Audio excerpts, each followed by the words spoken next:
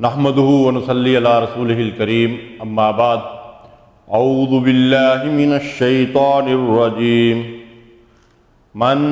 ذا الذی یقرض اللہ قرضا حسنا فیضاعفہ له اضعافا کثیرہ واللہ یقبض ویبسط والیہ ترجعون۔ کون ہے جو اللہ کو قرض حسن دے، اللہ اسے بہت بڑا چڑھا کر واپس لوٹائے گا، اور اللہ ہی تنگی اور کشادگی کرتا ہے، اور تم سب اسی کی طرف لوٹائے جاؤ گے۔ رب اشرح لی صدری ویسر لی امری واحلل عقدۃ من لسانی یفقہوا قولی۔ سبحانک لا علم لنا الا ما علمتنا انک انت العلیم الحکیم۔ اللہم صلی علی محمد وعلی آل محمد کما صلیت علی ابراہیم وعلی آل ابراہیم انک حمید مجید۔ اللہم بارک علی محمد وعلی آل محمد کما بارکت علی ابراہیم وعلی آل ابراہیم انک حمید مجید۔ معزز اور محترم سامعین، آج کے درس قرآن کا موضوع ہے انفاق فی سبیل اللہ اور صحابہ کرام، یعنی اللہ کی راہ میں مال خرچ کرنے کے سلسلے میں صحابہ کرام کا طرز عمل کیا تھا۔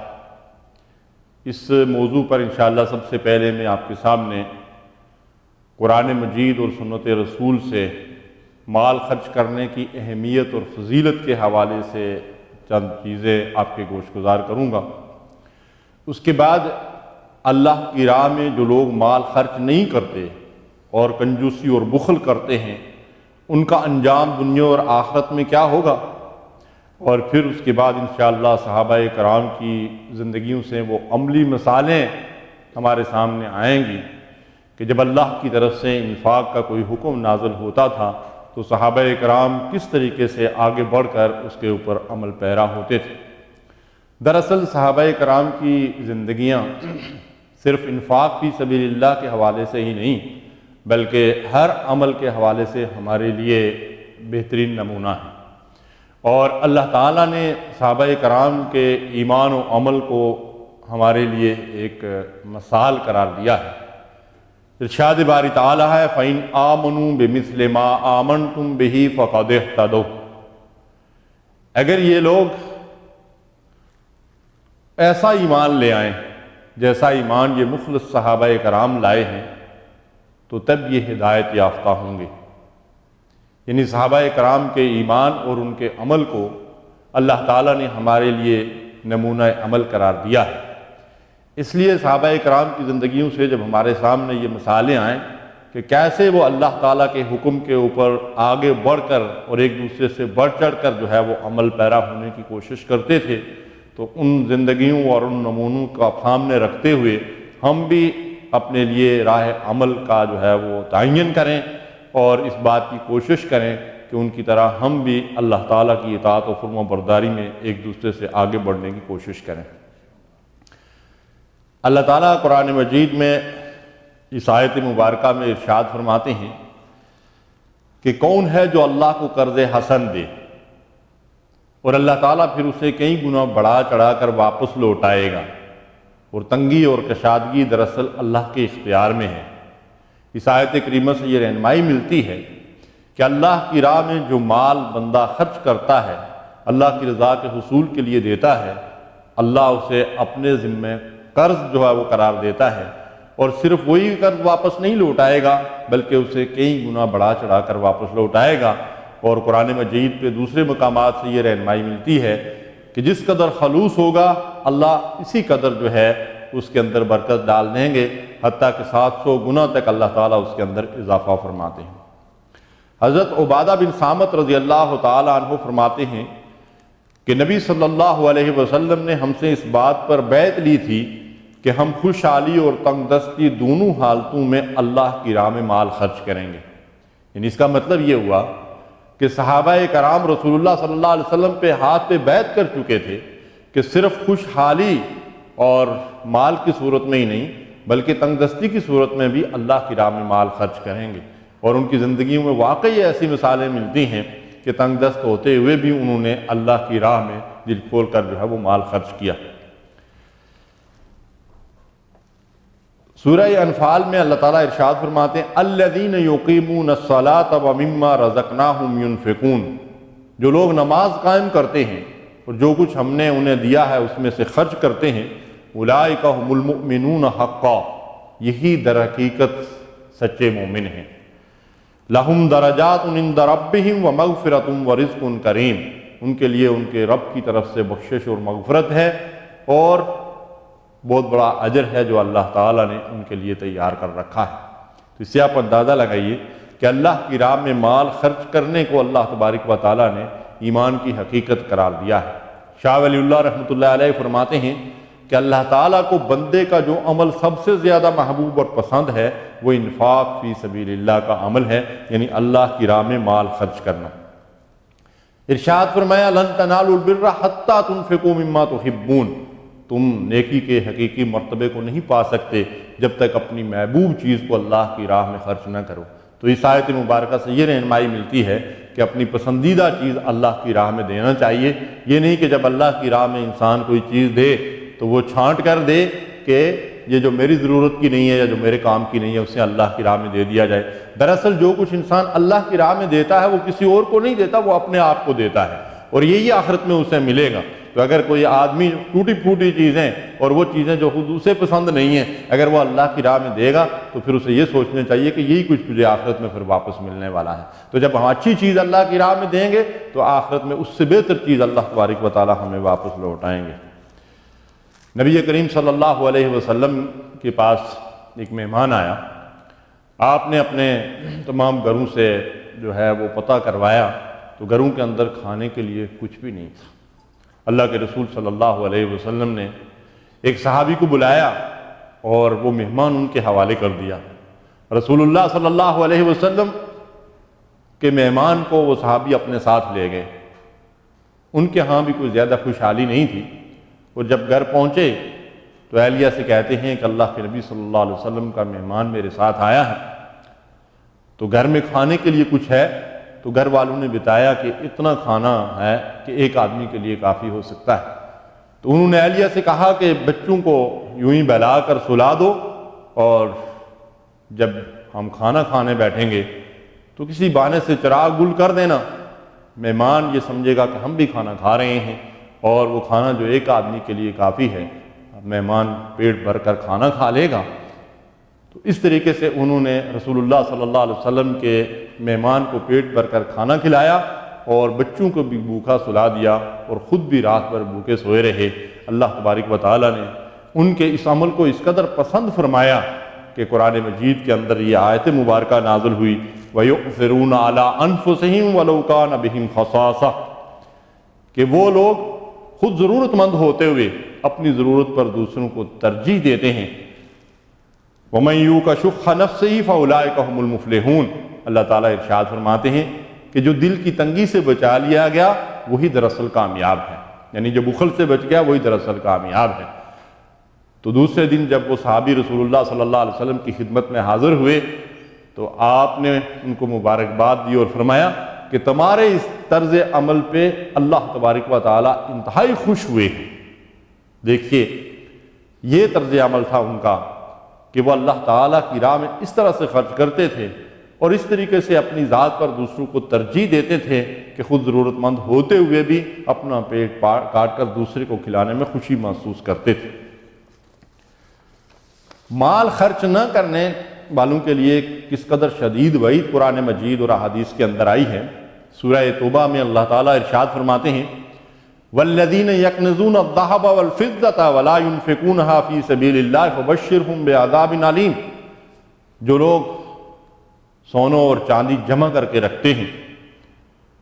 اور اسے اللہ کی راہ میں خرچ نہیں کرتے، فَبَشِّرْهُم بِعَذَابٍ أَلِيمٍ، انہیں بشارت دے دو دردناک عذاب کی۔ یوم یحمى علیہ فی نار جہنم، جس روز ان کا یہ مال جہنم کی آگ میں تپایا جائے گا، فتکوی بہا جباہہم وجنوبہم وظہورہم، اور پھر اس کے ذریعے سے ان کے پیٹھوں کو، ان کے پہلوؤں کو اور ان کی پیشانیوں کو داغا جائے گا، ھذا ما کنزتم لانفسکم فذوقوا ما کنتم تکنزون، یہ وہ خزانے ہیں جو تم نے اپنے لیے جمع کیے ہوئے تھے، تو چکھو اپنی اس جمع پونجی کا مزہ۔ یہاں علماء کرام فرماتے ہیں کہ جس چیز کو کنز قرار دیا گیا ہے، یعنی وہ خزانہ جو انسان نے جمع کر کے رکھا ہو اور اس کے اوپر وہ زکوٰۃ بھی ادا نہ کرتا ہو تو وہ کنز کہلاتا ہے، اور اس کے بارے میں یہ آیت مبارکہ آئی ہے کہ جس مال کے اوپر زکوٰۃ ادا نہ کی جائے وہ مال اس طریقے سے قیامت کے دن جو ہے وہ عذاب کا ذریعہ بنے گا صاحب مال کے لیے۔ بخاری شریف کی روایت ہے جس میں اس کی مزید ہمیں تشریح ملتی ہے کہ نبی صلی اللہ علیہ وسلم نے فرمایا جس کو اللہ نے مال دیا ہے اور وہ اس کی زکوٰۃ نہیں دیتا، قیامت کے دن اس کے مال کو ایک نہایت ہی خوفناک زہریلا سانپ بنا کر اس کے گلے میں ڈالا جائے گا، وہ سانپ اس کی بانچھیں پکڑے گا اور کہے گا میں تیرا مال ہوں، میں تیرا خزانہ ہوں۔ کس قدر دردناک انجام ہے اس شخص کا جو اپنے مال میں سے کم از کم اللہ کا حق اور اللہ کے بندوں کا حق زکوٰۃ بھی ادا نہیں کرتا۔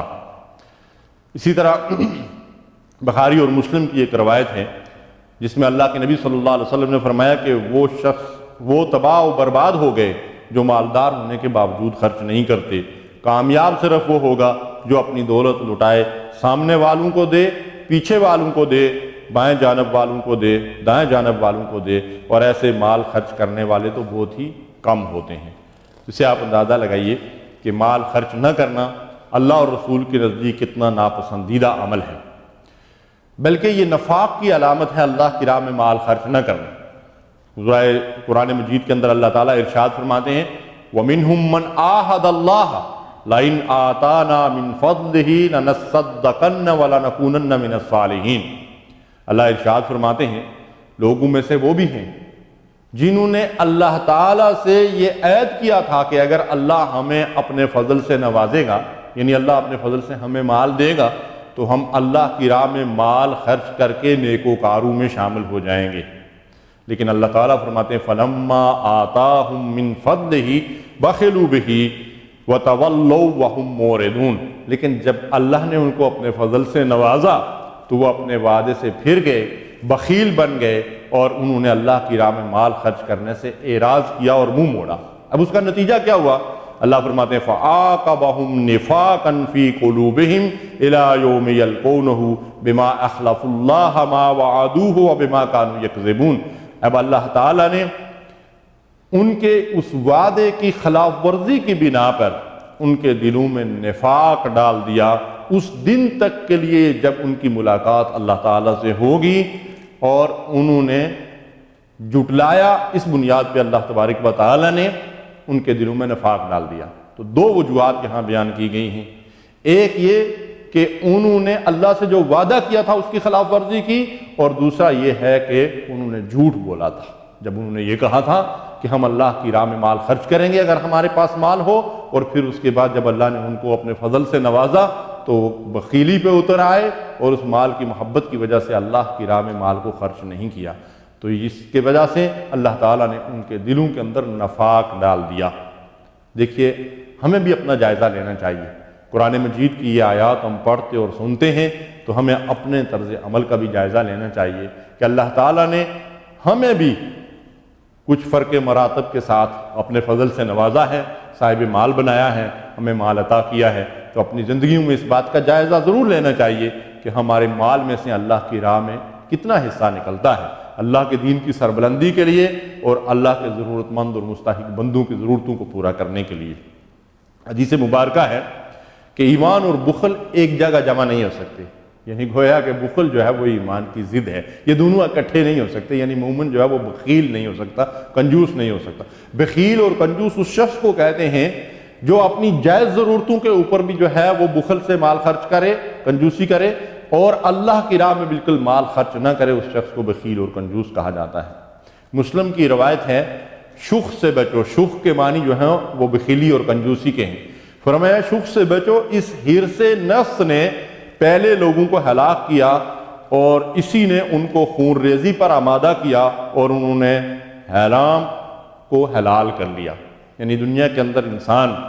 جو ظلم کرتا ہے، جو زیادتیاں کرتا ہے، جو ڈاکے ڈالتا ہے اور حلال و حرام کی تمیز کیے بغیر مال اکٹھا کرتا رہتا ہے، تو اس کی وجہ اللہ نے یہاں بیان فرمائی، نبی صلی اللہ علیہ وسلم نے، کہ اس کی وجہ بخل ہوتا ہے اور اس کی وجہ دل کی تنگی ہوتی ہے اور مال کی محبت ہوتی ہے کہ انسان جو ہے وہ سب سے بڑھ کر اپنے مال سے محبت کرتا ہے۔ اس وجہ سے، اس بخل اور کنجوسی کی وجہ سے وہ شخص جو ہے وہ حلال و حرام کی تمیز کیے بغیر جو ہے تباہی اور بربادی اور ہلاکت کی طرف دراصل دوڑ رہا ہوتا ہے۔ متفق علیہ یعنی بخاری اور مسلم کی حدیث ہے۔ ابو ہریرہ رضی اللہ تعالیٰ عنہ اس حدیث کے راوی ہیں کہ نبی صلی اللہ علیہ وسلم نے فرمایا، ہر روز جب لوگ صبح کرتے ہیں دو فرشتے زمین پر اترتے ہیں، ان میں سے ایک کہتا ہے اللہ خرچ کرنے والوں کو اس کا نعم البدل عطا فرما، دوسرا کہتا ہے اللہ جو بخل کرتا ہے اس کے مال کو برباد کر دے۔ ایک خوفناک واقعہ ملتا ہے نبی کریم صلی اللہ علیہ وسلم کے دور کا، بلکہ آپ کے گھر کا واقعہ یہ ہے۔ امام بیہقی نے اس کو روایت کیا ہے کہ ام سلمہ رضی اللہ تعالی عنہا کے پاس گوشت کا ایک ٹکڑا آیا اور انہوں نے اسے خادمہ سے کہا کہ اسے رکھ دو، نبی صلی اللہ علیہ وسلم جب گھر تشریف لائیں گے تو یہ گوشت کا ٹکڑا ان کو دیں گے۔ اس اثناء میں کوئی سائل آیا اور اس نے سوال کیا، وہ ضرورت مند تھا، تو وہ گوشت کا ٹکڑا اسے نہیں دیا گیا۔ جب اللہ کے نبی صلی اللہ علیہ وسلم گھر تشریف لائے تو ام سلمہ رضی اللہ تعالی عنہا نے خادمہ کو بھیجا کہ وہ گوشت لا کر نبی کریم صلی اللہ علیہ وسلم کی خدمت میں پیش کیا جائے، تو وہاں پہ ایک پتھر کا ٹکڑا پڑا ہوا تھا۔ اللہ کے نبی صلی اللہ علیہ وسلم کو یہ واقعہ بتایا گیا تو نبی صلی اللہ علیہ وسلم نے فرمایا کہ جب نبی کے گھر میں ایک ضرورت مند سائل آیا اور ایک چیز گھر کے اندر موجود ہونے کے باوجود اس سائل کو نہیں دی گئی تو اللہ تبارک و تعالیٰ نے اس کو پتھر بنا دیا۔ دیکھیے، چونکہ نبی صلی اللہ علیہ وسلم کا گھرانہ امت کے لیے جو ہے بہرحال ایک نمونہ تھا، اس لیے اللہ تبارک و تعالیٰ نے ہمیں سبق دینے کے لیے اس طرح کا جو ہے وہ مطلب یہ ہے کہ معاملہ کر دیا کہ وہ گوشت جو وہاں پہ رکھا ہوا تھا وہ جب نہیں دیا گیا اللہ کے راستے میں تو اللہ تبارک و تعالیٰ نے اس کو پتھر بنا دیا۔ اللہ کے نبی صلی اللہ علیہ وسلم کا اپنا طرز عمل انفاق فی سبیل اللہ کے معاملے میں کیا تھا؟ اللہ تعالیٰ نبی صلی اللہ علیہ وسلم کے بارے میں ارشاد فرماتے ہیں وَوَجَدَكَ عَائِلًا فَأَغْنَا، اے نبی ہم نے آپ کو تنگ دست پایا پس غنی کر دیا۔ آپ جانتے ہیں کہ رسول اللہ صلی اللہ علیہ وسلم کا نکاح جب حضرت خدیجہ رضی اللہ تعالی عنہا سے ہوا تو حضرت خدیجہ رضی اللہ تعالی عنہا مکے کی مالدار خاتون تھی، انہوں نے اپنا سارا مال رسول اللہ صلی اللہ علیہ وسلم کی خدمت میں پیش کر دیا۔ اللہ کے نبی صلی اللہ علیہ وسلم نے وہ سارے کا سارا مال تھوڑے ہی عرصے میں اللہ کی راہ میں خرچ کر دیا۔ رسول اللہ صلی اللہ علیہ وسلم کچھ بھی بچا کر نہیں رکھتے تھے، کچھ بھی اپنے گھر کے اندر نہیں رکھتے تھے۔ ایک دن آپ نے عصر کی نماز ادا فرمائی تو نماز کے فوراً بعد جبکہ سلام پھیرنے کے بعد آپ صحابہ کی طرف رخ کر کے اللہ کا ذکر کیا کرتے تھے، لیکن غیر معمولی طور پر رسول اللہ صلی اللہ علیہ وسلم نماز سے فارغ ہوئے تو فوری طور پر اٹھ کر جو ہے وہ گھر کے اندر چلے گئے۔ بعد میں صحابہ نے عرض کیا کہ یا رسول اللہ صلی اللہ علیہ وسلم کیا معاملہ تھا؟ تو آپ نے فرمایا کہ میرے پاس کچھ سونا آیا تھا اور اس میں سے ایک ڈلی باقی رہ گئی تھی، تو میں نے پسند نہیں کیا کہ اللہ کے رسول کے گھر کے اندر جو ہے وہ سونا پڑا رہے، میں نے اسے اللہ کی راہ میں جو ہے وہ دے دیا۔ اس طرح ہم یہ دیکھتے ہیں کہ بخاری شریف کی روایت ہے کہ نبی کریم صلی اللہ علیہ وسلم فرماتے ہیں کہ اگر میرے پاس احد پہاڑ کے برابر بھی سونا ہو تو مجھے یہ بات پسند نہیں کہ 3 دن کے بعد اس میں سے میرے پاس کچھ بھی باقی رہے سوائے اس کے جو میں نے قرض ادا کرنے کے لیے جو ہے وہ روک رکھا ہو۔ یعنی قرض ادا کرنے کے لیے اگر کچھ روک رکھا ہے تو ٹھیک ہے، ورنہ اگر احد پہاڑ کے برابر بھی سونا میرے پاس آئے تو میں پسند نہیں کرتا کہ 3 دن کے اندر میں اسے اللہ کی راہ میں خرچ نہ کر دوں۔ تو یہ تھا نبی کریم صلی اللہ علیہ وسلم کا اپنا طرز عمل صحابہ کرام کے سامنے کہ رسول اللہ صلی اللہ علیہ وسلم کچھ بھی بچا کر نہیں رکھتے تھے۔ بے شک آپ کے پاس لوگ ہدیے اور تحفے بھی بھیجتے تھے، لیکن ایک ہاتھ سے لیتے تھے اور دوسرے ہاتھ سے فقراء اور مساکین اور ضرورت مندوں کو جو ہے وہ دے دیا کرتے تھے۔ اور صحابہ کرام میں سے بھی بہت سارے صحابہ کرام ہمیں ایسے ملتے ہیں کہ جن کی زندگیوں میں ہمیں یہی نمونہ نظر آتا ہے کہ رسول اللہ صلی اللہ علیہ وسلم کی سنت پر عمل کرتے ہوئے وہ بھی کچھ بچا کر اور پس انداز کر کے نہیں رکھتے تھے، جو کچھ آتا تھا اسے اللہ کی راہ میں خرچ کر دیا کرتے تھے۔ اللہ تعالیٰ ارشاد فرماتے ہیں لن تنالوا البر حتی تنفقوا مما تحبون، تم نیکی کے حقیقی مرتبے کو اور بلند معیار کو نہیں پا سکتے جب تک اپنی پسندیدہ چیز اللہ کی راہ میں خرچ نہ کرو۔ دیکھیے یہ آیات مبارکہ ہمارے سامنے بھی آتی ہیں، لیکن ہمارا طرز عمل کیا ہوتا ہے؟ اور صحابہ کے سامنے جب یہ آیتیں آتی تھیں تو ان کا طرز عمل کیا ہوتا تھا؟ یہ آیت مبارکہ نازل ہوئی کہ اپنی سب سے پسندیدہ چیز اللہ کی راہ میں خرچ نہ کرو تو نیکی کے حقیقی مرتبے کو نہیں پا سکتے۔ ابو طلحہ رضی اللہ تعالیٰ عنہ اٹھتے ہیں، اللہ کے رسول صلی اللہ علیہ وسلم سے عرض کرتے ہیں، یا رسول اللہ صلی اللہ علیہ وسلم، میرے پاس مدینے کے اندر وہ میٹھے پانی کا ایک کنواں ہے اور اس کنویں کے ارد گرد میرا وہ باغ ہے وسیع و عریض، اور میں اسے چاہتا ہوں کہ اللہ کی راہ میں صدقہ کر دوں۔ دیکھیے کتنی قیمتی متاع ہے۔ اس دور میں میٹھے پانی کا کنواں بڑی اللہ تعالیٰ کی نعمت تھی۔ حضرت ابو طلحہ رضی اللہ تعالیٰ عنہ رسول اللہ صلی اللہ علیہ وسلم سے عرض کرتے ہیں کہ یہ مال میں اللہ کی راہ میں صدقہ کرنا چاہتا ہوں۔ وہ میٹھے پانی کا کنواں بھی اور اس کے ساتھ جو باغ ہے وہ بھی۔ اللہ کے نبی صلی اللہ علیہ وسلم نے فرمایا کہ تمہارے چچازاد جو ہیں وہ اس کے مستحق اور ضرورت مند ہیں، تو انہوں نے اپنے چچازادوں کے درمیان اسے تقسیم کر دیا۔ اسی طرح ہم دیکھتے ہیں عبداللہ ابن عمر رضی اللہ تعالیٰ عنہ کا طرز عمل کہ ایک موقع پر انہوں نے مچھلی پکوائی اور بڑی پسند کرتے تھے اسے، تو جب مچھلی پک کر ان کے سامنے رکھی گئی، بڑی طلب کے ساتھ اسے تیار کروایا تھا، تو کسی سائل نے دروازے پہ دستک دی کہ 3 دن سے بھوکا ہوں، کچھ کھانے کے لیے ہو تو دے دیجیے۔ تو انہوں نے گھر والوں سے کہا کہ یہ مچھلی سائل کو دے دی جائے۔ گھر والوں نے کہا کہ گھر میں اور بھی چیزیں موجود ہیں کھانے کے لیے، سائل کو کچھ اور دے دیا جائے گا۔ تو انہوں نے فرمایا کہ نہیں، اس وقت میرے سامنے جو میری محبوب چیز ہے وہ یہی مچھلی ہے۔ تو اللہ فرماتے ہیں لن تنالوا البر حتی تنفقوا مما تحبون، جب تک اپنی پسندیدہ چیز اللہ کی راہ میں خرچ نہ کرو نیکی کے حقیقی مرتبے کو نہیں پا سکتے۔ اس لیے یہ مچھلی اس وقت مجھے سب سے زیادہ مرغوب ہے، یہی اٹھا کر سائل کو دے دی گئی۔ تو اس سے آپ اندازہ لگائیے کہ کس طریقے سے وہ اللہ کے احکامات کے اوپر جو ہے وہ دوڑ دوڑ کر عمل کرتے تھے۔ ابو ذر غفاری رضی اللہ تعالی عنہ نے اپنے خادم سے کہا کہ جاؤ میرے اونٹوں میں جو سب سے اچھا اونٹ ہے اس سے اللہ کی راہ میں صدقہ کر دو۔ غلام گیا اور اس نے جا کر اونٹوں کا جائزہ لیا، تو جو سب سے اچھا اونٹ تھا وہ ابو ذر رضی اللہ تعالیٰ عنہ اپنی ضرورت کے لیے سواری کے طور پر استعمال کرتے تھے۔ انہوں نے اسے ایک طرف رکھتے ہوئے دوسرے اونٹوں میں سے سب سے اچھا اونٹ اللہ کی راہ میں دے دیا۔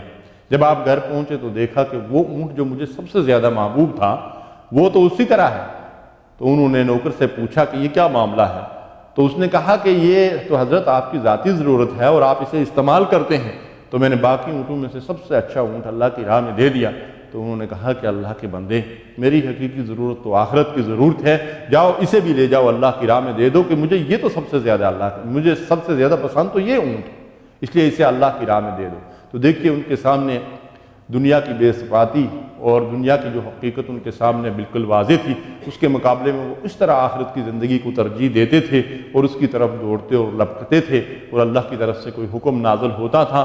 تو اپنی استطاعت سے بڑھ کر اللہ کی راہ میں خرچ کرتے تھے، خواہ جان کا معاملہ ہو، خواہ مال کا معاملہ ہو، خواہ وقت اور صلاحیتوں کا معاملہ ہو، ہر چیز اللہ تعالیٰ کی راہ میں خرچ کرتے ہوئے وہ آگے بڑھتے تھے اور دوڑتے تھے۔ اللہ کے حبیب علیہ الصلوۃ والسلام نے ارشاد فرمایا قیامت کے دن آدمی اپنے صدقے کے سائے میں ہوگا،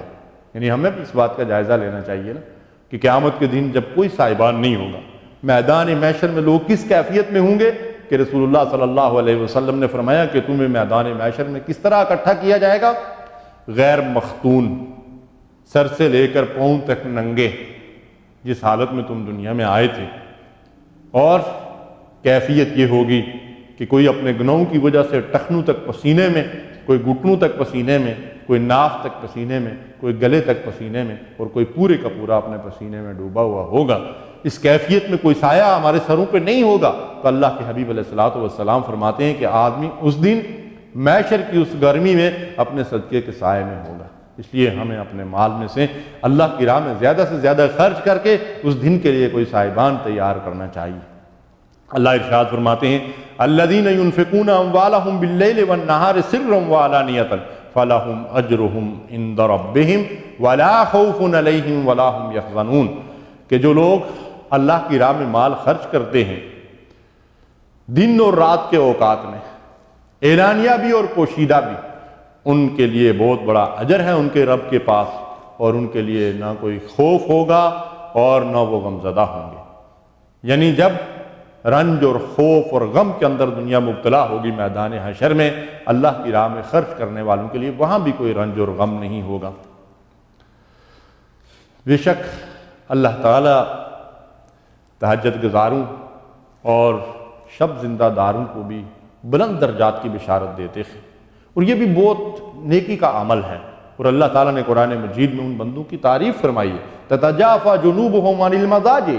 میرے وہ پسندیدہ بندے، میرے وہ محبوب بندے کہ راتوں کو ان کے پہلو بستروں سے جدا رہتے ہیں، اور دوسری جگہ فرمایا وبالاسحار ہم یستغفرون، راتوں کو وہ اٹھ کر مجھ سے استغفار کرتے ہیں، اپنے گناہوں کی بخشش مانگتے ہیں۔ یقیناً یہ بھی اللہ تبارک و تعالیٰ کو بڑا پسند ہے یہ عمل کہ راتوں کو اٹھ کر اس کے سامنے سجدہ ریز ہو آدمی، اس کے سامنے ہاتھ پھیلائے۔ لیکن در حقیقت میرے ناقص علم کی حد تک میں یہ سمجھتا ہوں کہ اللہ کے ہاں بندے کے جو درجات ہیں وہ اللہ کی راہ میں مال خرچ کرنے سے متعین ہوتے ہیں۔ مثلاً صحابہ کرام کی زندگیوں میں اس چیز کا اگر جائزہ لیں تو صحابہ کرام میں جو مراتب اور جو درجات ہمیں نظر آتے ہیں اس میں خلفائے راشدین سب سے نمایاں ہیں، اور خلفائے راشدین میں ابو بکر صدیق رضی اللہ تعالیٰ عنہ ہمیں پہلے نمبر پہ نظر آتے ہیں۔ اب آپ انفاق فی سبیل اللہ کے حوالے سے جائزہ لیجئے تو ابو بکر صدیق رضی اللہ تعالیٰ عنہ ہر موقع پر سب سے بڑھ کر اللہ کی راہ میں مال خرچ کرنے والے ہیں، اور عمر فاروق رضی اللہ تعالیٰ عنہ کا بھی ایسا ہی طرز عمل ہے۔ عثمان غنی رضی اللہ تعالیٰ عنہ اسی طرح اللہ کی راہ میں مال خرچ کرتے ہیں، ایک سے ایک بڑھ کر مثالیں قائم کرتے ہیں۔ ابو بکر صدیق رضی اللہ تعالیٰ عنہ کی زندگی کو اگر ہم دیکھیں تو صرف مال ہی کا معاملہ نہیں ہے، بلکہ حقیقت یہ ہے کہ جیسے وہ ڈاکٹر اسرار صاحب رحمۃ اللہ علیہ فرمایا کرتے تھے کہ انہوں نے اپنی زندگی کو محمد رسول اللہ صلی اللہ علیہ وسلم کی شخصیت میں گم کر دیا تھا، اور وہ رسول اللہ صلی اللہ علیہ وسلم کی حیات مبارکہ کا ایک پرتو اور عکس جو ہے وہ بن چکے تھے، اور ان کی زندگی میں ہر عمل رسول اللہ صلی اللہ علیہ وسلم کی زندگی کا عکس نظر آتا تھا۔ دیکھیے زندگی کے تمام پر خطر مقامات پہ وہ رسول اللہ صلی اللہ علیہ وسلم کا دست و بازو بن کے آپ کے ساتھ کھڑے نظر آتے ہیں۔ اور جب مال خرچ کرنے کا معاملہ آتا ہے،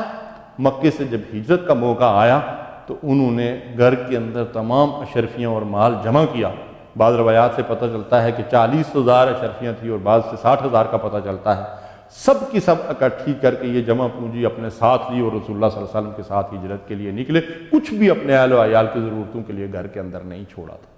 پھر مدینے کے اندر ہم ان کا طرز عمل یہ دیکھتے ہیں کہ جب بھی موقع آتا ہے، غزوہ تبوک کے موقع پر کس طریقے سے انہوں نے یہ مثال قائم کی کہ اپنے گھر کے اندر کچھ بھی نہیں چھوڑا اور سب کچھ لا کر رسول اللہ صلی اللہ علیہ وسلم کی خدمت میں پیش کر دیا تھا۔ جبکہ اس موقع پہ عمر فاروق رضی اللہ تعالیٰ عنہ یہ فرماتے ہیں کہ میں نے یہ ارادہ کیا کہ آج ابو بکر صدیق رضی اللہ تعالیٰ عنہ سے آگے بڑھوں گا، اس لیے کہ صحابہ کرام نیکی کے کاموں میں ایک دوسرے سے آگے بڑھنے کی کوشش کیا کرتے تھے۔ فاستبقوا الخیرات، نیکیوں میں ایک دوسرے سے مسابقت کرنے کی کوشش کرو، تو واقعی وہ نیکیوں میں ایک دوسرے سے مسابقت کرنے کی کوشش کیا کرتے تھے۔ تو عمر فاروق رضی اللہ تعالیٰ عنہ نے غزوہ تبوک کے موقع پر جب اللہ تعالیٰ نے مال طلب کیا، وجاہدوا باموالکم وانفسکم فی سبیل اللہ، اپنے مالوں اور جانوں سے اللہ کی راہ میں جہاد کرو، تو عمر فاروق رضی اللہ تعالیٰ عنہ نے گھر کا مال جمع کیا، اسے 2 حصوں میں تقسیم کیا، آدھا گھر پہ رکھا اور آدھا لے کر رسول اللہ صلی اللہ علیہ وسلم کی خدمت میں حاضر ہوئے۔ اور جب وہاں پہنچے تو ابو بکر صدیق رضی اللہ تعالیٰ عنہ تو سارے گھر کا سامان سمیٹ کر وہاں لے آئے تھے۔ ابو بکر صدیق رضی اللہ تعالیٰ عنہ کا یہ طرز عمل ہمیں نظر آتا ہے۔ اور پھر جب دنیا سے رخصت ہونے لگے تو آپ دیکھیے کہ 2.25 سال کے لگ بھگ مسلمانوں کے امیر اور نبی کریم صلی اللہ علیہ وسلم کے نائب کی حیثیت سے مسلمانوں کے ذمہ دار رہے ہیں، اور ایک بڑی سلطنت کے حکمران تھے، لیکن اس کیفیت میں اس دنیا سے رخصت ہوتے ہیں کہ وفات سے پہلے گھر والوں سے کہتے ہیں کہ میرا فلاں کرتا جو پڑا ہوا ہے پرانا، اسے دھو کر میرے لیے کفن بنایا جائے، میں قبر میں نئے کپڑے کو لے جا کر کیا کروں گا۔ انہیں پرانے کرتے کے اندر کفن دیا گیا، اور ایک اور وصیت کی جس میں ہمارے لیے بڑا ہی درس عبرت ہے، اور وہ وصیت یہ تھی کہ اس عرصے میں جو کچھ بھی میں نے بیت المال سے اپنی ذاتی ضرورت پوری کرنے کے لیے لیا ہے، میرا فلاں ذاتی مکان ہے، اس کو فروخت کر کے وہ بھی واپس بیت المال میں جمع کرا دیا جائے۔ اللہ ان پہ اپنی کروڑوں رحمتیں نازل فرمائے۔ دراصل انہوں نے حضرت عمر فاروق رضی اللہ تعالیٰ عنہ کے مشورے پر بیت المال سے اپنی ضرورت پوری کرنے کے لیے کچھ لینا شروع کیا تھا۔ جب ان کے کندھوں پہ خلافت کی ذمہ داری ڈالی گئی، امت نے ان کو اپنا امیر مقرر کیا، تو وہ کپڑے کا کاروبار کیا کرتے تھے۔ کپڑے کا تھان اپنے کندھے پہ ڈالا اور بازار کی طرف چل پڑے۔ حضرت عمر فاروق رضی اللہ تعالیٰ عنہ نے ان کو روکا، اے نائب رسول، آپ کے کندھوں پہ اللہ تعالیٰ نے بڑی بھاری ذمہ داری ڈال دی ہے، تو آپ کہاں چلے ہیں؟ انہوں نے کہا میں اپنے میرے بیوی بچے ہیں، میرے اہل و عیال ہیں، میں ان کی ضرورتیں کہاں سے پوری کروں گا؟ تو عمر فاروق رضی اللہ تعالیٰ عنہ نے پھر ان کو یہ مشورہ دیا کہ آپ اگر یہ کاروبار کریں گے تو یہ باری ذمہ داری کا حق آپ ادا نہیں کر سکیں گے، اس لیے آپ اپنی ضرورت کی حد تک بیت المال سے جتنی آپ کی ضرورت ہوتی ہے وہ لے لیا کریں۔ لیکن وہ بھی کیسے لیا کرتے تھے، کتنا لیا کرتے تھے کہ ایک دن اہلیہ نے اس خواہش کا اظہار کیا کہ گھر کی ضرورت کے لیے جو آٹا آتا ہے اس میں سے مٹھی بھر میں روزانہ بچا کر رکھ لیا کرتی تھی، اور وہ آٹا کچھ جمع ہو گیا ہے، اسے آپ لے جائیں اور بازار میں فروخت کر کے کوئی میٹھی چیز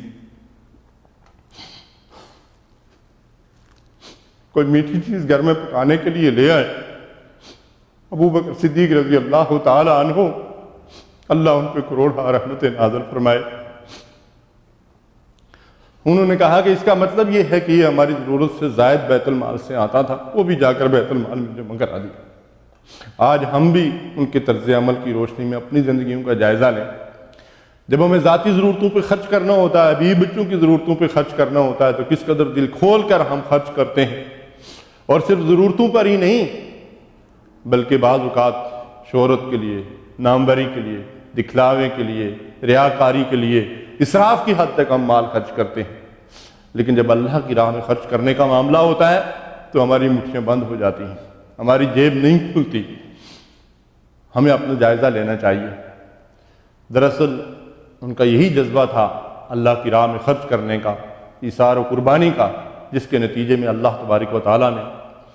دنیا کے اندر بھی ان کو سربلندی اور سرفرازی اور عزت کا مقام دیا، اور آخرت میں تو یقیناً ان کے لیے بہت ہی بلند درجات ہیں۔ تو میں عرض یہ کر رہا تھا کہ اللہ کی راہ میں مال خرچ کرنے سے ہی اللہ تعالیٰ انسان کو بلند درجات عطا فرماتا ہے۔ اور بہت سارے مقامات پہ تو یہ دیکھنے میں آیا کہ کچھ لوگ ایسے ہیں کہ جو اللہ کی راہ میں وقت بھی دے دیتے ہیں، صلاحیتیں بھی دے دیتے ہیں، لیکن ان کے لیے مال خرچ کرنا مشکل ہوتا ہے۔ مال ان کو اپنی جان سے بھی زیادہ محبوب ہوتا ہے، اپنی جان سے بھی زیادہ عزیز ہوتا ہے۔ اس لیے میرے بھائی اور بزرگوں، جیسا میں نے آپ سے عرض کیا، شاہ ولی اللہ رحمۃ اللہ علیہ کی اس قول کو اپنے سامنے رکھیں کہ اللہ تعالیٰ کو بندے کا جو عمل سب سے زیادہ محبوب ہے وہ انفاق فی سبیل اللہ کا عمل ہے۔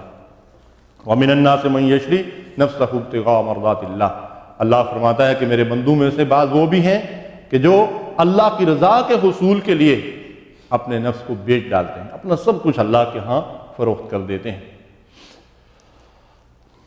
مَنْ ذَا الَّذِي يُقْرِضُ اللَّهَ قَرْضًا حَسَنًا، جو آیت کریمہ میں نے آپ کے سامنے آغاز میں تلاوت کی، اور قرآن مجید میں دوسرے مقامات پہ بھی یہ آیت کریمہ آئی ہے، تم میں سے کون ہے جو اللہ کو قرض حسن دے؟ وہ قرض جس کو اچھا قرض کہا جاتا ہے۔ اللہ تعالیٰ کو قرض حسن دینا، اللہ تعالیٰ کو قرض کی کیا ضرورت پڑی؟ لیکن اللہ تعالیٰ کی راہ میں جو مال خلوص کے ساتھ خرچ کیا جاتا ہے، اللہ تعالیٰ اسے اپنے ذمے قرض قرار دیتے ہیں، اور فرماتے ہیں کہ میں اسے کئی گنا بڑھا چڑھا کر تمہیں واپس لوٹاؤں گا۔ یہ آیت مبارکہ صحابہ کی قانون میں پڑھتی تھی تو ان کا طرز عمل کیا ہوتا تھا؟ ایک صحابی ہیں ابو دخدہ رضی اللہ تعالیٰ عنہ، رسول اللہ صلی اللہ علیہ وسلم کی خدمت میں حاضر ہوتے ہیں۔ یا رسول اللہ صلی اللہ علیہ وسلم، کیا اللہ تعالیٰ ہم سے قرض مانگتا ہے؟ رسول اللہ صلی اللہ علیہ وسلم نے فرمایا کہ ہاں، اللہ تعالیٰ تم سے قرض مانگتا ہے کہ جو اس کی راہ میں خرچ کرو گے اسے کئی گنا بڑھا چڑھا کر واپس لوٹائے گا۔ تو آپ نے فرمایا کہ یا رسول اللہ صلی اللہ علیہ وسلم، ہاتھ آگے بڑھائیے، میں آپ کے ہاتھ پر بیعت کرتے ہوئے یہ کہتا ہوں، یاد کرتا ہوں کہ میرا وہ گھر جس کے اندر میرے بیوی بچے رہ رہے ہیں اور اس میں 600 کھجوروں کے درخت ہیں، میں اسے اللہ کی راہ میں صدقہ کرتا ہوں۔ گھر گئے اور دور سے اپنی اہلیہ کو آواز دی، ام دخدہ، میں نے یہ گھر اللہ کو قرض حسن دے دیا ہے، اپنی بیٹی کو لے کر باہر نکل آؤ۔ اہلیہ نے مبارکباد دی اور بیٹی کو لے کر وہاں سے دامن جھاڑ کر نکل گئے۔ وہ باغ انہوں نے اللہ کی راہ میں صدقہ کر دیا۔ انہی کا ایک اور واقعہ ملتا ہے۔ مدینے کے اندر ایک شخص تھا جن کے پڑوس میں بعض روایات سے پتہ چلتا ہے کہ یہ شخص یہودی تھا، اور بعض سے پتہ چلتا ہے کہ منافق تھا۔ اس کے پڑوس میں ایک مخلص صحابی رہتے تھے۔ اس کے ایک درخت کی وجہ سے ان کو تکلیف ہوتی تھی، تو انہوں نے اس سے بارہا گزارش کی کہ یہ درخت کاٹ دو، وہ اس کے لیے تیار نہ ہوا۔ جب نبی کریم صلی اللہ علیہ وسلم کے علم میں یہ بات لائی گئی تو رسول اللہ صلی اللہ علیہ وسلم نے بھی اس شخص سے کہا، لیکن وہ نہیں مانا درخت کاٹنے کے لیے۔ تو ابو دخدہ رضی اللہ تعالیٰ عنہ کو اس بات کا علم ہو گیا تو وہ اس شخص کے پاس چلے گئے اور اس سے ایک سودا کیا، اس سے کہا کہ یہ درخت تم مجھے دے دو اور میرا فلاں باغ تم لے لو۔ اللہ اکبر، جنت کے رائی ایسے ہوتے تھے۔ وہ شخص خوش ہو گیا، اس نے اپنا درخت ان کو دے دیا اور اس کے بدلے میں وہ باغ لے لیا، اور پھر رسول اللہ صلی اللہ علیہ وسلم کی خدمت میں حاضر ہوئے اور حضور سے عرض کیا کہ یا رسول اللہ صلی اللہ علیہ وسلم، میں نے وہ درخت خرید لیا ہے اس شخص سے اور اس کے بدلے میں نے اسے وہ باغ دے دیا ہے، اور اب میں اس درخت کو کاٹوں گا تاکہ ہمارے اس سے بائی کی تکلیف دور ہو جائے۔ اللہ کے نبی صلی اللہ علیہ وسلم نے فرمایا کہ جنت میں کھجوروں سے لدے ہوئے کتنے ہی درخت ابو دحداء کے منتظر ہیں۔ اللہ اکبر۔ ایک شخص رسول اللہ صلی اللہ علیہ وسلم کی خدمت میں حاضر ہوا اور حضور سے عرض کیا کہ یا رسول اللہ صلی اللہ علیہ وسلم، یہ مور لگی ہوئی اونٹنی ہے جو میں اللہ کی راہ میں صدقہ کر رہا ہوں، آپ کی خدمت میں پیش کرتا ہوں۔ اللہ کے نبی صلی اللہ علیہ وسلم نے فرمایا کہ جنت میں 700 اونٹنیاں مور لگی ہوئی تیری منتظر کھڑی ہیں۔ اللہ اکبر۔ تو صحابہ کرام کو دراصل اللہ اور رسول کے وعدوں پہ، آخرت کے وعدوں پہ اس قدر پختہ یقین حاصل تھا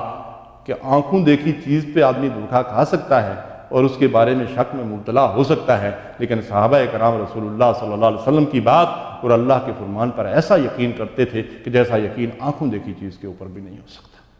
اس لیے وہ اللہ اور رسول کا کوئی حکم ان کے سامنے آتا تھا تو فوری طور پر اس کے اوپر لبیک کہتے ہوئے آگے بڑھتے تھے۔ بھائی اور بزرگوں، دراصل ہمیں اس بات کا جائزہ لینا چاہیے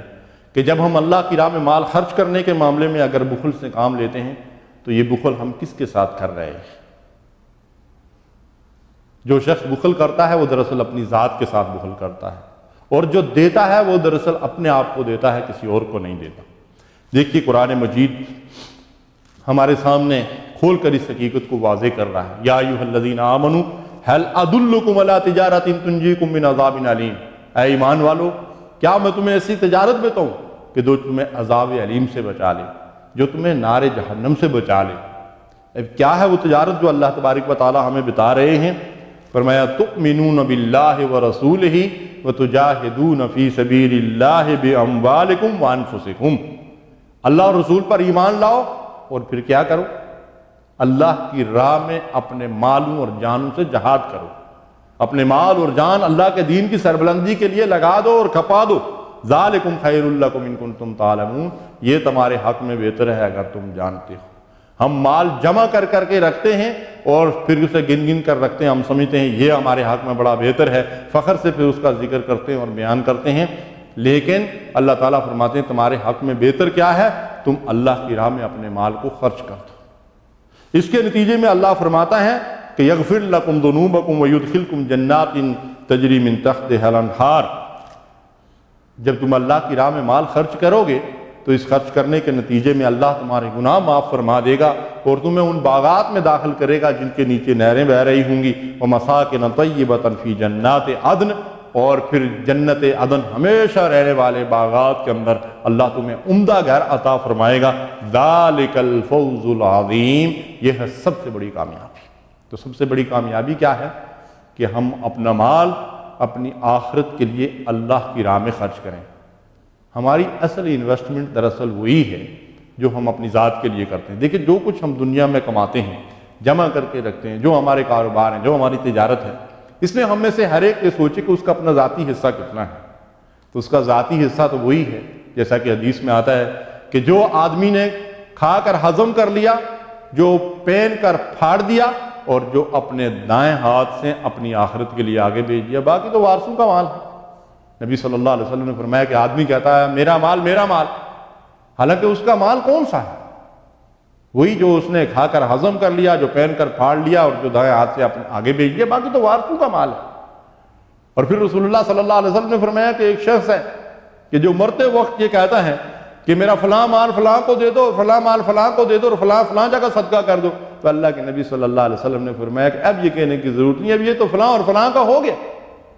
تم اس وقت تک انتظار کرتے رہے جب تمہارے سامنے موت آ کر کھڑی ہو گئی، تو اب تم کہہ رہے ہو کہ یہ فلاں اور فلاں کا، اب تو وارثوں کا ہو گیا۔ تو دراصل یہ وارثوں کا مال ہے جس کی ہم حفاظت کر رہے ہیں۔ اس میں سے میرا اور آپ کا حصہ کتنا ہے؟ وہی جو ہم اپنی آخرت کے لیے آگے بھیج دیں گے، وہی ہمارے کام آنے والا ہے اور وہی ہمارے لیے جو ہے وہ آخرت کا توشہ بننے والا ہے۔ دیکھیے، اللہ کی راہ میں جب آدمی مال خرچ کرتا ہے تو اس کی خیر و برکت اسے دنیا کے اندر بھی ملتی ہے۔ مسلم شریف کے اندر ایک روایت ملتی ہے کہ ایک شخص ایک صحرا کے اندر کھڑا تھا کہ اسے بادلوں سے ایک آواز سنائی دی۔ صحیح واقعہ، حدیث کا واقعہ، مسلم جیسی مستند کتاب کے اندر یہ واقعہ نبی صلی اللہ علیہ وسلم کی زبانی روایت کیا گیا ہے۔ اس نے ایک آدمی کا نام سنا اور پھر وہ بادل جو ہیں ایک طرف کو چلنے لگے، پھر بارش ہونی شروع ہو گئی۔ وہ شخص ان بادلوں کی طرف چل پڑا اور جا کر کیا ماجرا دیکھتا ہے کہ ایک اونچی جگہ پہ بارش ہوئی زوردار قسم کی، اور پھر وہ بارش کا پانی بہہ کر جو ہے وہ نیچے کی طرف جا رہا ہے۔ آگے ایک شخص کا باغ ہے اور وہ اس بارش کے پانی کو جو ہے وہ باغ کی طرف موڑ رہا ہے اور اپنے باغیچے کو سینچ رہا ہے۔ اس شخص نے جا کر اس سے نام پوچھا تو اس نے وہی نام بتایا جو اس نے بادلوں سے سنا تھا۔ اللہ اکبر۔ پھر اس شخص سے اس کا طرز عمل پوچھا کہ اے اللہ کے بندے تیرا طرز عمل کیا ہے؟ میں نے بادلوں سے تیرا نام سنا اور ان بادلوں کو اللہ نے حکم دیا کہ جاؤ فلاں شخص کے باغ کے اوپر جو ہے وہ پانی برساؤ، تو تمہارا کیا طرز عمل ہے؟ اس شخص نے عرض کیا کہ میں کوئی بڑا نیکوکار آدمی نہیں ہوں، بڑا گناہگار آدمی ہوں، لیکن اس باغ سے جو آمدنی مجھے حاصل ہوتی ہے اس کو 3 حصوں میں تقسیم کرتا ہوں۔ اس کا ایک حصہ فقراء اور مساکین پہ خرچ کرتا ہوں اور ایک حصہ جو ہے اپنے بال بچوں کی ضرورت پہ خرچ کرتا ہوں اور ایک حصہ اسی باغ کی جو ضرورت ہوتی ہے اس کے اوپر خرچ کر دیتا ہوں۔ یہ میرا طرز عمل ہے، اور اسی طرز عمل کی وجہ سے اللہ تبارک و تعالیٰ نے اس کے اس عمل کو شرف قبولیت بخشا اور بادلوں کو حکم دیا کہ جاؤ اس کے باغ کو سینچو۔ دیکھیے دنیا کے اندر بھی کس طریقے سے اللہ تبارک و تعالیٰ کی راہ میں مال خرچ کرنے کی خیر و برکت جو ہے وہ انسان کو حاصل ہوتی ہے۔ حدیث مبارکہ ہے انفق یا ابن آدم، انفق یا ابن آدم انفق علیک، اے ابن آدم، اے آدم کے بیٹے تو اللہ کی راہ میں خرچ کر، اللہ تیرے اوپر خرچ کرے گا۔ سبحان اللہ۔ جب ہم اللہ کی راہ میں دیں گے تو گویا کہ اللہ تبارک و تعالیٰ بڑھ چڑھ کر ہمیں جو ہے وہ لوٹائیں گے۔ دیکھیے خرچ ہر آدمی کرتا ہے۔ 2 چیزیں ایسی ہیں جن کو کوئی روک کر نہیں رکھ سکتا، بچا کر نہیں رکھ سکتا، ایک وقت ہے اور دوسرا مال ہے۔ نہ کوئی وقت کو روک سکتا ہے، نہ اس کی رفتار کو کنٹرول کر سکتا ہے۔ ہر آدمی کا وقت کہیں نہ کہیں لگ رہا ہے، کھپ رہا ہے، خرچ ہو رہا ہے اور مولت عمل گھٹتی جا رہی ہے۔ اسی طریقے سے ہر آدمی کا مال، کوئی بھی انسان مال کو جمع کر کے نہیں رکھ سکتا۔ جو کنجوس انسان ہے وہ بھی مال تو خرچ کر رہا ہے، کہیں نہ کہیں اس کا مال لگ رہا ہے، تو مال تو انسان خرچ کر رہا ہے، لیکن دیکھنا یہ ہے کہ خرچ کہاں کر رہا ہے۔ نبی صلی اللہ علیہ وسلم فرماتے ہیں کہ ہر شخص صبح کرتا ہے تو اپنے آپ کو بیچ ڈالتا ہے، صرف اپنا مال ہی نہیں بیچتا، اپنی ساری صلاحیتوں کو بیچ ڈالتا ہے، اور جب شام کو واپس لوٹتا ہے تو یا جنت کما کر واپس لوٹتا ہے یا جہنم کما کر واپس لوٹتا ہے۔ اب یہ شخص اگر اپنی ساری صلاحیتوں اور وسائل کو اللہ کی رضا اور اس کی خوشنودی کے کاموں میں صرف کر رہا ہے، حقوق اللہ ادا کر رہا ہے، حقوق العباد ادا کر رہا ہے، اور اس فکر کے ساتھ زندگی کا ہر عمل کرتا ہے کہ میں نے مرنے کے بعد اللہ کے سامنے جواب دہی کرنی ہے، تو جب وہ واپس لوٹتا ہے جو جنت کما کر واپس لوٹتا ہے۔ لیکن دوسرا شخص ہے جو صبح کو نکلتا ہے گھر سے، حلال و حرام کی کوئی تمیز نہیں، حقوق اللہ کی پرواہ نہیں، حقوق العباد کی پرواہ نہیں، تو شام کو جب واپس لوٹتا ہے تو جہنم کما کر واپس لوٹتا ہے۔ ہمیں بھی اپنی زندگیوں کا جائزہ لینا چاہیے۔ ہم بھی اللہ کی راہ میں مال خرچ کرتے ہیں، جیسا میں نے آپ سے عرض کیا، ذاتی ضرورت پہ جب خرچ کرنے پہ آتے ہیں تو ہماری کیفیت کیا ہوتی ہے؟ ایک شاعر نے اس کا نقشہ ہمارے سامنے رکھا ہے، کہتے ہیں تیرے صوفے ہیں افرنگی تیرے قالین ہیں ایرانی، تیرے صوفے ہیں افرنگی تیرے قالین ہیں ایرانی، لہو مجھ کو رلاتی ہے جوانوں کی تن آسانی، نہ ڈھونڈ اس چیز کو تہذیب حاضر کی تجلی میں کہ پایا میں نے استغنا میں معراج سلیمانی۔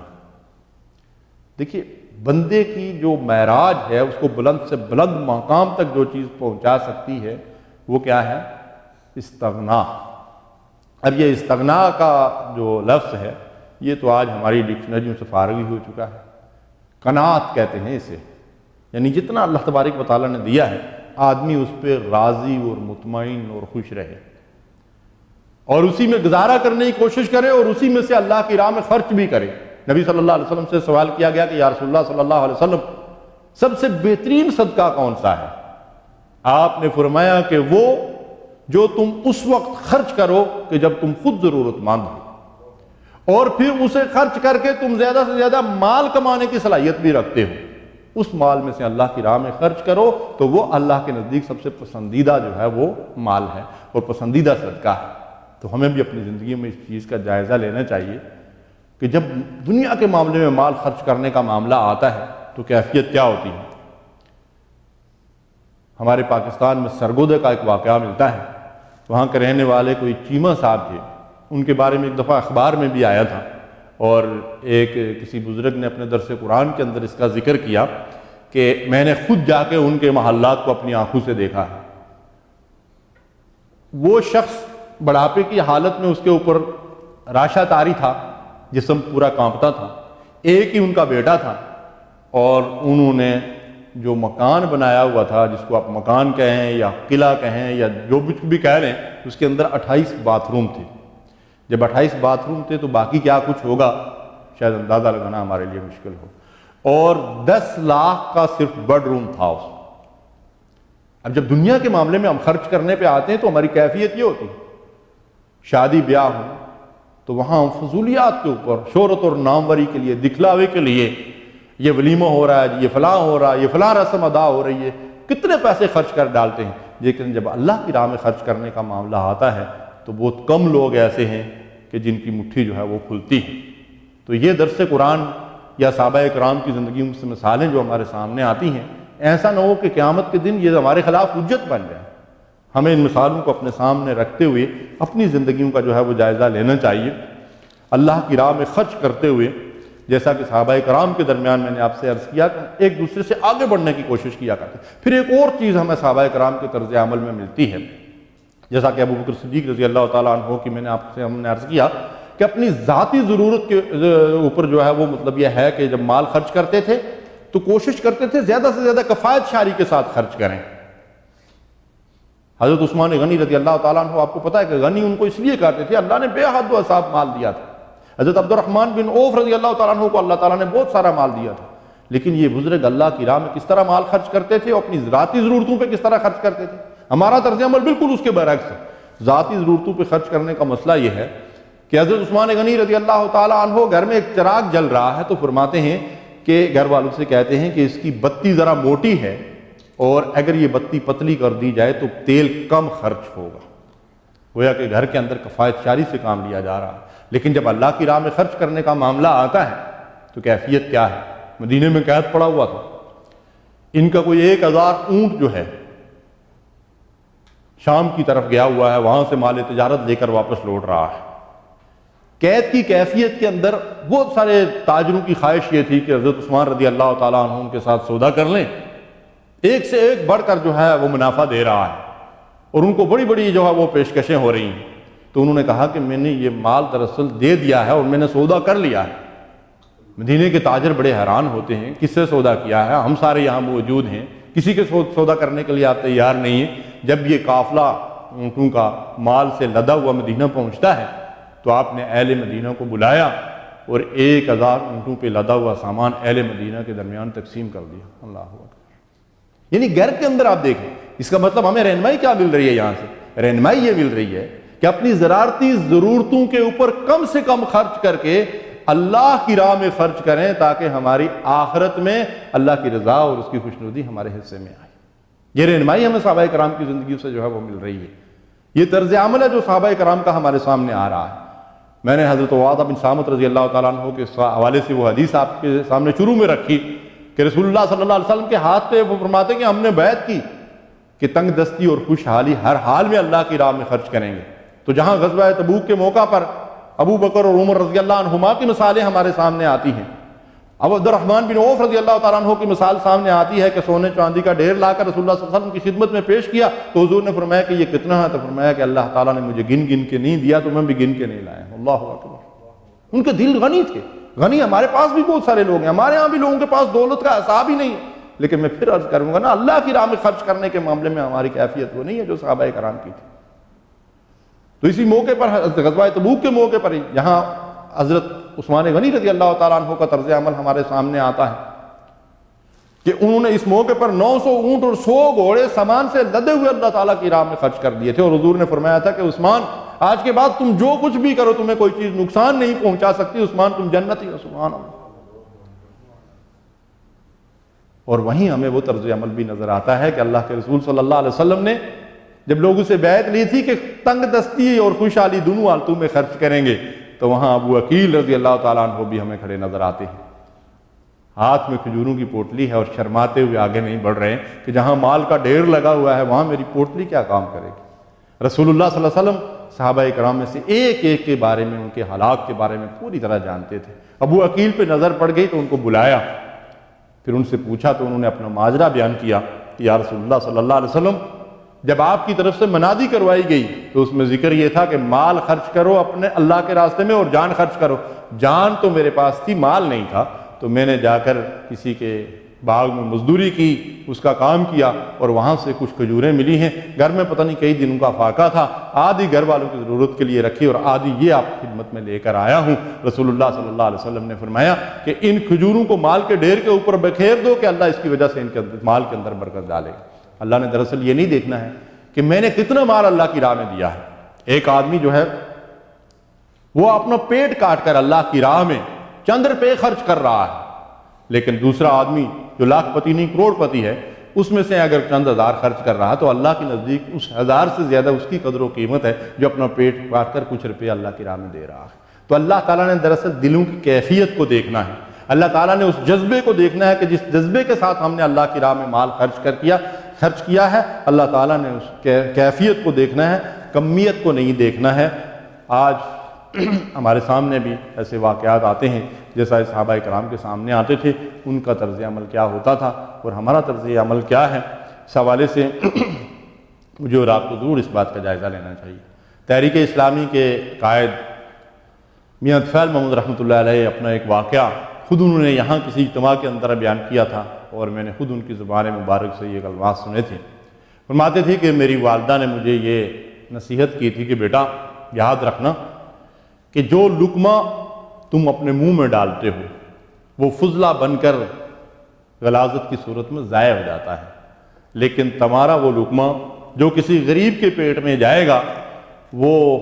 تمہارے لیے جنت کی پوشاک بن جائے گا، جنت کے بالا خانے بن جائے گا، جنت کے باغات بن جائے گا۔ سبحان اللہ۔